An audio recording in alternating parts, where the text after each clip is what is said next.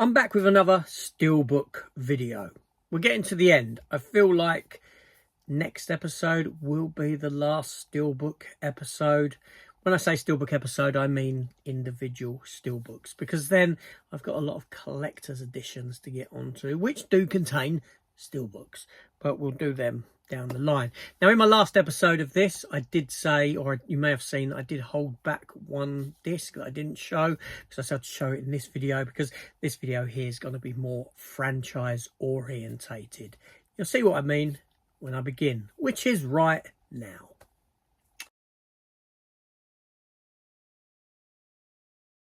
So the first Steelbook today is for one of my favourite films of all time. Certainly a film that is in the top 10 of my favourite films of all time. And that is for the movie Predator, starring Arnie. I think this is a fabulous film. Seriously, it's so good. And I'm a big lover of the franchise, good and bad. But you can't top this film here. It's just fantastic. Unfortunately, I don't have the 3D thing on the front there. I think I picked this up quite cheap in a CEX at one point. But yes, a lovely film, fantastic film. It's so full of macho, isn't it? So much machismo within that film that you don't get today. You just don't get that. Next up, we have another Predator Steelbook, which is this one here. Yeah, again, you know, I've said it all. Then we have Predator 2.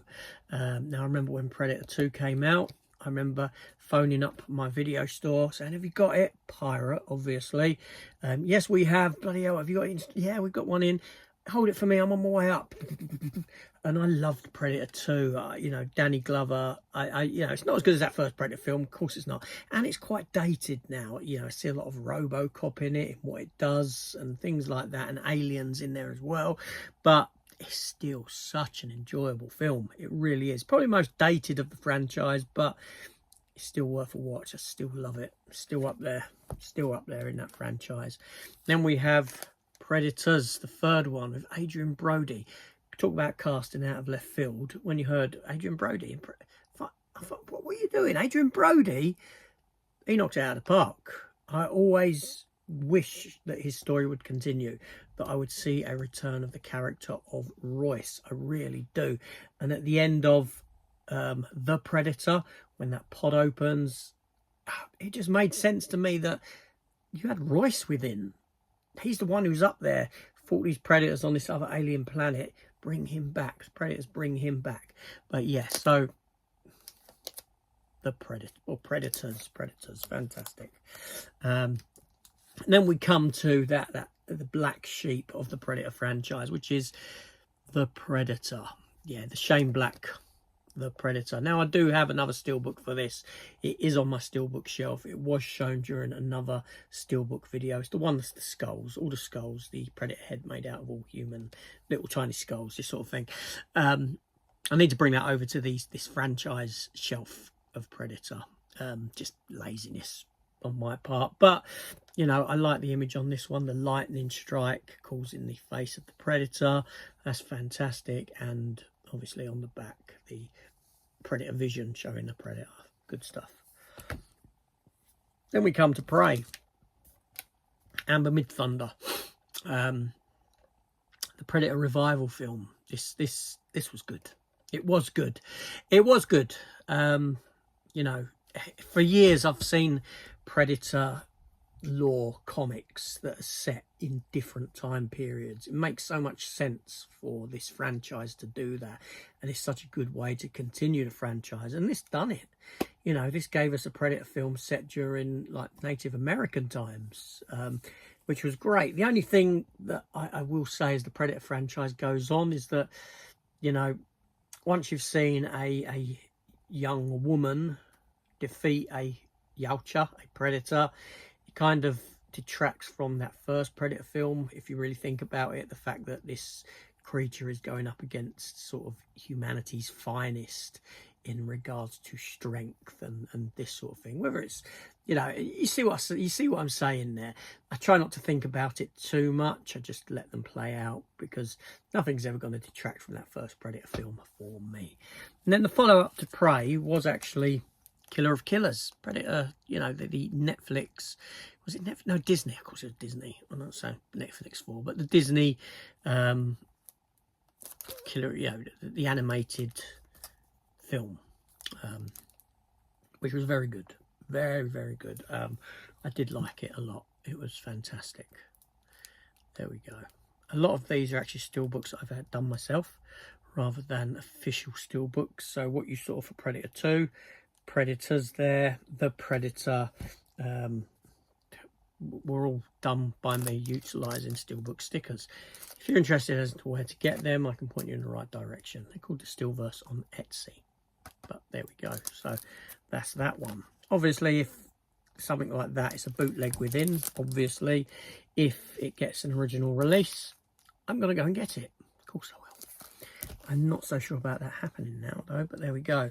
So then we move on to the much maligned Alien versus Predator films. Now, I kind of put them here between the Predator films and the Alien films, not because they sort of act as prequel to Aliens, which in my mind they don't.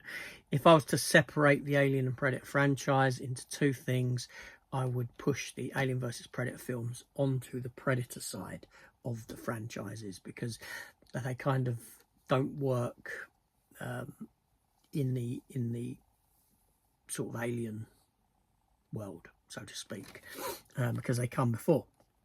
So for me, they're more of a Predator film. But I don't mind that first Alien versus Predator film. It's a flawed movie, but it's a fun movie. Finally see Alien versus Predator coming up. And technically speaking, it is actually a comic book movie, because it was based upon a comic book series, or the idea. That's where it spawned out of, comic books. Then we have Alien versus Predator Requiem.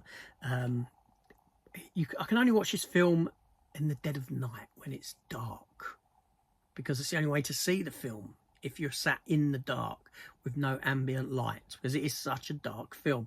It's like I didn't have a lighting budget or something. The extended version is far better than the theatrical version. That's the go-to version of it. I don't mind the film. It's weak on characterization, but I really like the Predator that is in it, the Wolf Predator. Or is it Wolf? Was that his name in this one? I can't remember now. Christ. Anyway, I think the Predator itself is very good. And then we have another steelbook for Alien versus Predator, which has got another version of Requiem in it. This is actually a game steelbook from, I think it's from well, no, it's from Alien vs Predator game. I was going to say Colonial Marines then. I don't know why. Clearly it was from an Alien vs Predator game, and I utilised it as as I have done with many a steelbook, I've utilised it as a film steelbook. So that's the Predator franchise dealt with there, with them steelbooks. So any idea what we're going to go into next? Clearly it's going to be Alien. Of course it is. So the Alien franchise. Now, I don't have steelbooks for everything within the Alien franchise. You'll see. But let's have a look. Okay, so I always feel gutted that I missed out on the steelbook with the Alien egg on it for Alien. How many times I say Alien then? I don't know. But yes, so I've got this here, Alien steelbook, which, to be honest, I think it's fantastic. I think it's really nice. Great film. Again, probably one of my top 10 films of all time. I don't know what I prefer, Alien or Aliens. They're both so good for different reasons. Obviously, then we have Aliens there.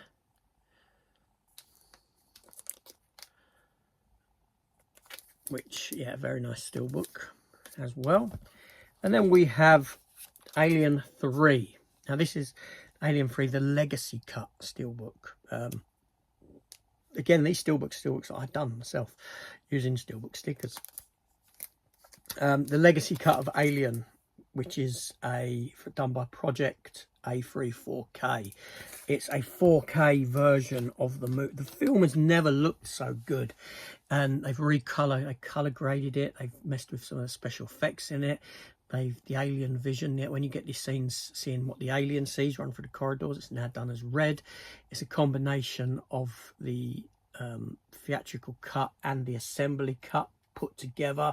But all I can say is that this film here, this version of Alien 3, is so damn good that it puts to shame a proper 4Ks released by companies, by production companies. The work that's gone into this, these people who've done this, it was profit free. They didn't do it to make money. They just done it out of love. It's took them about 4 or 5 years to do, and the end result is something beautiful. Now, Alien 3 is a very divisive film, but it's a film that I've always enjoyed, and I'd have had no problem with the Alien franchise ending here at this point. I thought it was a lovely closure to the franchise. Like I said, it was a troubled production, all this sort of a thing, and I get that this is a film that divides opinion. I'm on the side of, I love this film. It's not as good as the other 2 Alien films, of course it's not, but it's good. It's good. I don't have Alien 4 on Steelbook. Resurrection. I'm going to have to do something about that. I'm going to look into that. And then we have Alien Covenant. Alien Covenant.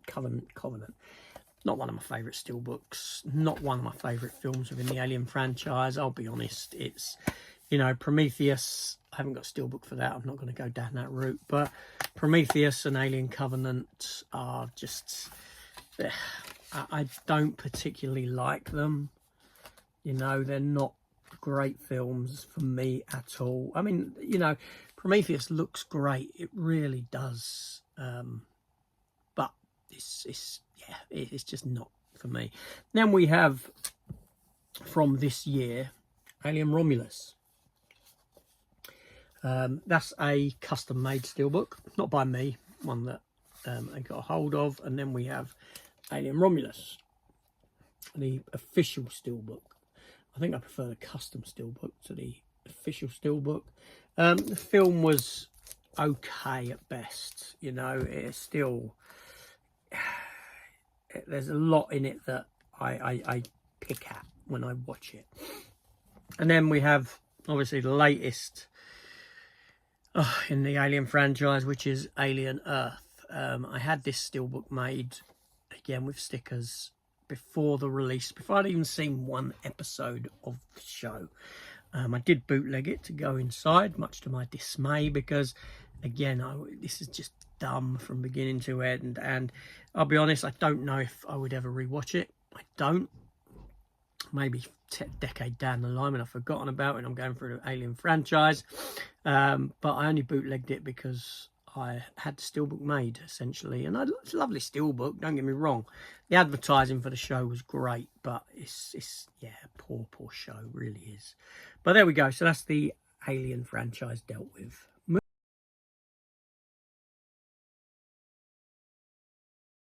Next franchise, let's step into the world of Sylvester Stallone, shall we? And a lot of these you'll find are still sealed, actually. So first up, we have Sylvester Stallone in Rocky, that first Rocky film. Classic, fantastic, love it. Very good, very good. Then we have Rocky 2, still sealed. Now, a lot of these, or most of these, I picked up at sale prices. My intent was never to upgrade the Rocky films to 4K. I'm glad I have. I haven't opened them because I haven't watched them in 4K, with the exception of a couple, simply because I'd watched them, or a lot of them, prior to the releases. Then we have Rocky 3, Clubber Lang, you know, Mr. T. And this one here, ripped up on the J card a bit, but there we go, life, it happens. So we have Rocky 4, and this was one of the ones I did buy simply for the alternate director's cut of it, which I think is now a superior film to the original Rocky 4. Rocky 4 is a film that's dated badly for me. I mean, it is such a product of its time. It's great, don't get me wrong, but it's so 80s, so heavily 80s, and the whole stuff with the robot and all that, I was glad to see that stuff extracted from the film and given a tighter narrative around the Ivan Drago fight rather than all the other stuff that they're in. But yeah, still a good film. Then we have, obviously, the least watched Rocky film, Rocky 5. I really do need to give this one a rewatch just to reevaluate the movie. Then the other one I bought at release, again for the director's cut, and that was, or the extended cut, whatever you want to call it, and that's a Rocky Balboa, and probably my second favourite of the Rocky films, to be honest. I thoroughly enjoyed this film. You know, after that was the end of the franchise. It was like, oh, okay, we come back with that one. I know it ignores all the brain issues and whatnot like that, but it's such a great farewell to the character of Rocky Balboa. I thought it was fantastic. The director's cut, unlike the Rocky 4 director's cut, which is a re-edit of the film, this one just threw back in the deleted scenes that are available as deleted scenes on previous releases. But yeah, so yeah, a great farewell to the character of Rocky Balboa. Only it wasn't, because we had a remake of Rocky. Yeah, a remake in the form of Creed. I know people saying, oh, it's not a remake, it's a sequel, it's a spin-off sequel. Sort of. Well, it's the same as the first Rocky film. It comes from an era of Hollywood where they realised that remakes weren't working. They had this clever idea of dressing remakes up as sequels, kind of spin-off sequels. Star Wars, The Force Awakens did it. Jurassic World did it. Vacation did it. This did it. There may be some others as well that I can't name at this time. But basically what we done was we created a film that's exactly the same in story as that very first film, put some new characters into it, dress it up as a sequel and a spin-off sequel, and throw original OG cast members into it. And we're on to a winner. But essentially it's a remake. That's Creed. I got Steelbook here for Creed 1 and 2 on 4K. Both very good films. That first Creed, you know, when I first heard about it, like I said, I was like, oh, no. You know, Rocky going out in Rocky Balboa was the best for him. But then I saw Creed and it blew me away. It was a really good film. Creed 2 was very good as well. And then obviously we had Creed 3, which, to be honest, I only really bought to complete that franchise. Yeah, it was less said about Creed 3 the better from my perspective. Let's move on. So with Miller, you know I'm talking about the Resident Evil franchise, don't you? Now, the Resident Evil franchise, I kind of like, I get fun out of them. I enjoy them. I think I prefer the first 3 to the latter 3, but I like Milla Jovovich. I quite enjoy the films. You know, I know that they're not good films. I recognise that. I'm sorry, I'm yawning. You know, I'm able to look at them and say, these are not good films, but they're enjoyable nonsense as well. So, I got this one for the first one. You'll see they're sealed some of them. They're going to remain sealed because I've actually got them on 4K. A very slim, I got it from, I don't know where, somewhere in Europe. I think they're like Dutch release or something like that. And I got them very cheap for all 6 on 4K. But anyway, so Resident Evil there, the first one. Resident Evil Apocalypse, the second one. You'll notice that they're all this style of Steelbook, because I know there's the Project Pop Art ones. They're not for me. I'm not a big fan of Project Pop Art Steelbooks. I want to see Milla Jovovich on the front. That's what I want, Milla Jovovich. So that's Resident Evil Apocalypse. Then we have Resident Evil Extinction, directed by Russell Mulcahy, I believe, who done Highlander. And I really like that one, the Mad Max-esque nature of it. I like that. Then we have Resident Evil Afterlife, like so. And Resident Evil Retribution. There's that. Now, with Resident Evil, the final chapter, unfortunately, I didn't do a Steelbook that matched these ones. you know, with the sort of grate behind, the logo, the sort of grated with the holes in, you can see. They didn't do one. The closest we got was this here. And that's a magnet that I had done to adorn this Steelbook. But in the end, I got a Steelbook sticker done. And the Steelbook sticker I had and found was that image there for the final chapter. So after years and years of fretting, I managed to find an image and have a sticker done that matched all of the others, and at which point my life was complete. So I really like how that turned out for that one. Made me super happy to finally get Steelbook done and put that to it. Yeah, just fantastic. And then we have Resident Evil Welcome to Raccoon City. Yeah, I got that Steelbook for it. I know there's the other one with the umbrella on. Didn't particularly like that one. I got this one pretty cheap at the end of the day. 4K disc is in there. It's not a very good film. I don't have the TV series. I haven't bootlegged that or anything like that, if you're wondering if I would do that for that one. So that's Miller. Miller's done. All right, now we're going to step into Star Wars. Now, thankfully, I haven't got too much for the way of Star Wars.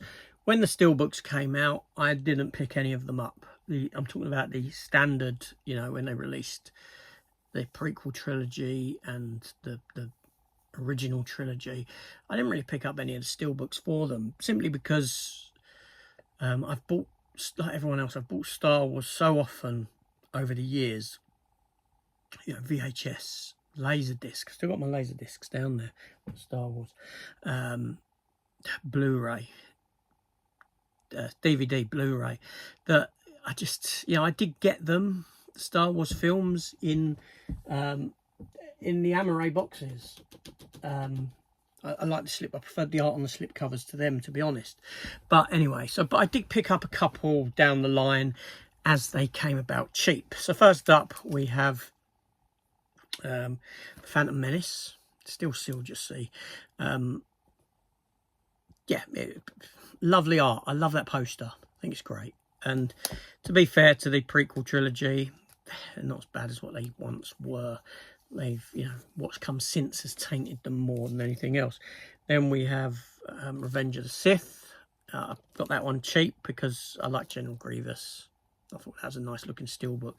And then I got the Empire Strikes Back one like that. Someone was selling it on eBay with no disc in, and it was like £5. I thought, okay, I'll buy that. I think that's the one with a Stormtrooper head on it, if I'm not mistaken. But anyway, it's in there. But I've got a magnet on the front. I bought a magnet online, and I was sent another magnet with it, which was this.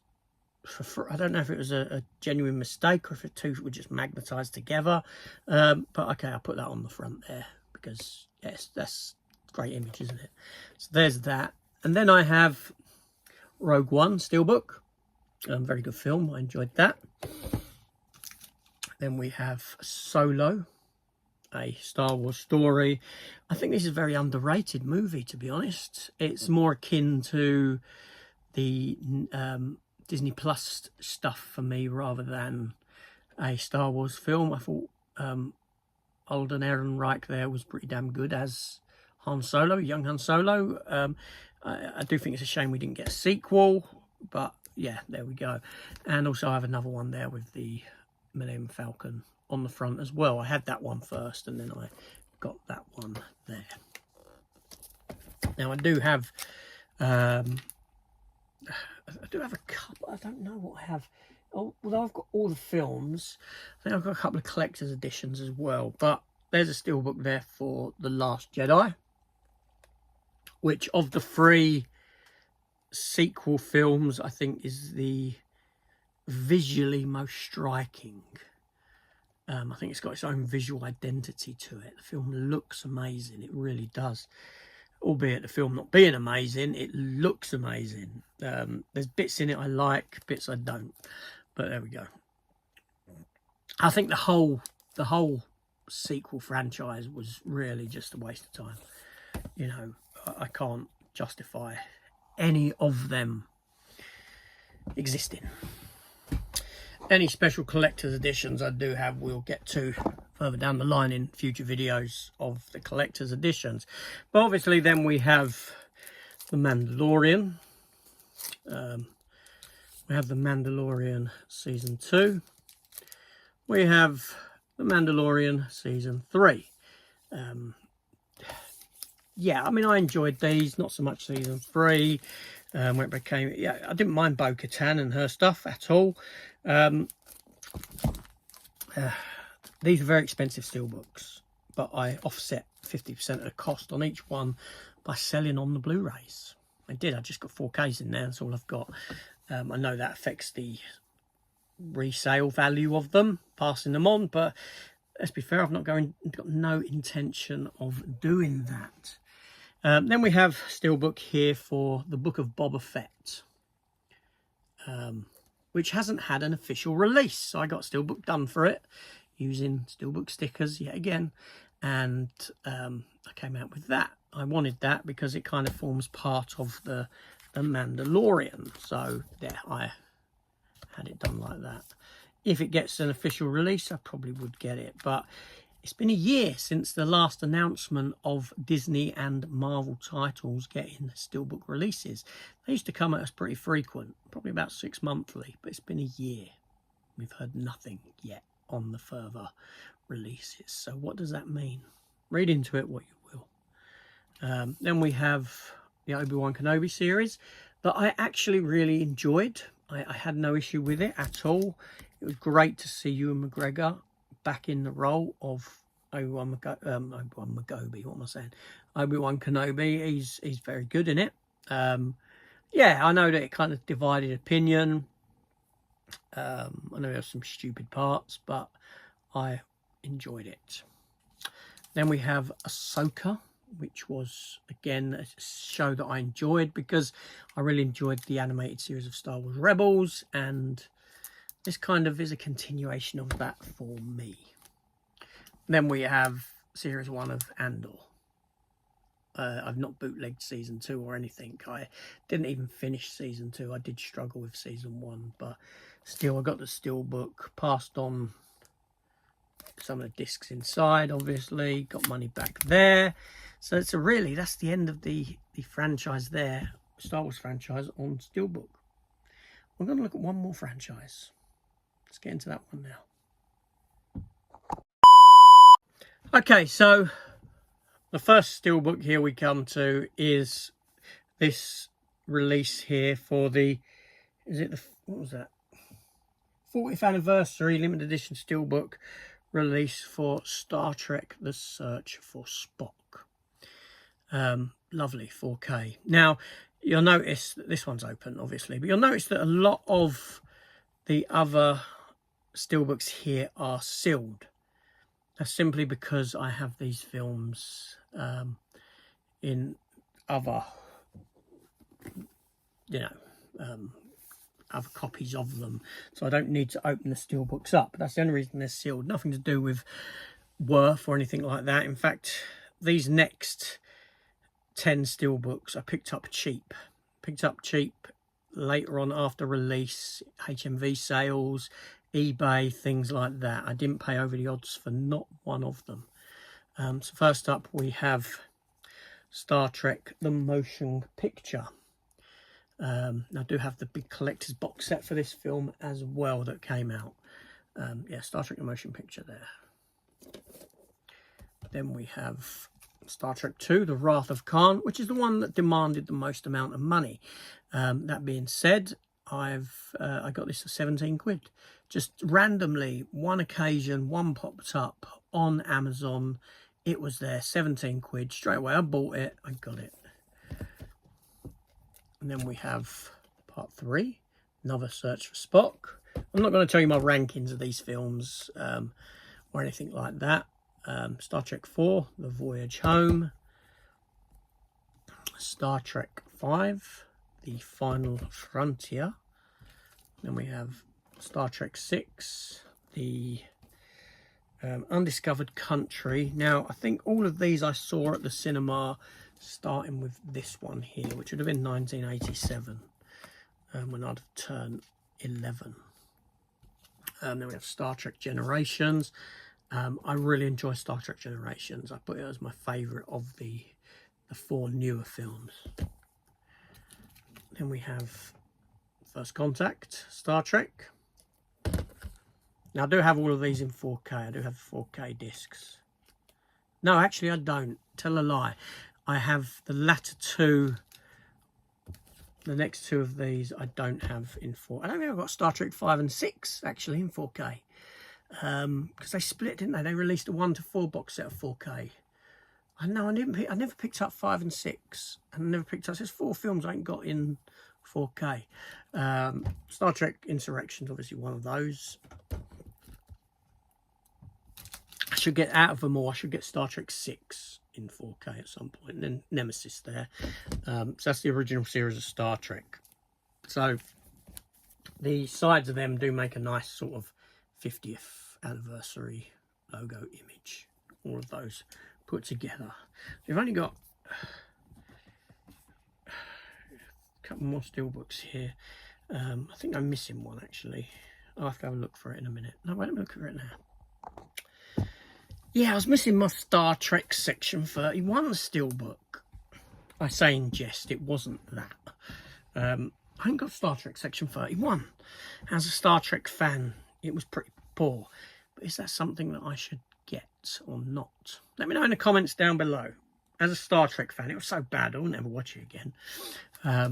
Which suggests no. Then we have Star Trek, the first Chris Pine movie. Then we have another Star Trek Chris Pine 1. I do have these in 4K as well. Then we have Into Darkness with Benedict Cumberbatch as Khan on the front. I don't mind the film. I mean, I didn't like what it done with Khan. I didn't think it needed to do Khan. I didn't like the magic triple blood at the end and the switcheroo of the death and having to do that again. But I think the film looks amazing. So much so, I've got a second one there. There we go. Star Trek Into Darkness. And then we have Star Trek Beyond, the third Kelvin timeline movie. That's the only steelbook for that one that I've got. The other steelbook that I was looking for before I go and get my others from the Star Trek franchise was Lower Decks. Star Trek Lower Decks Season 1. The others I've got is just standard releases. There was a steelbook box set done for these. I didn't get that because I didn't want to spend 80 quid.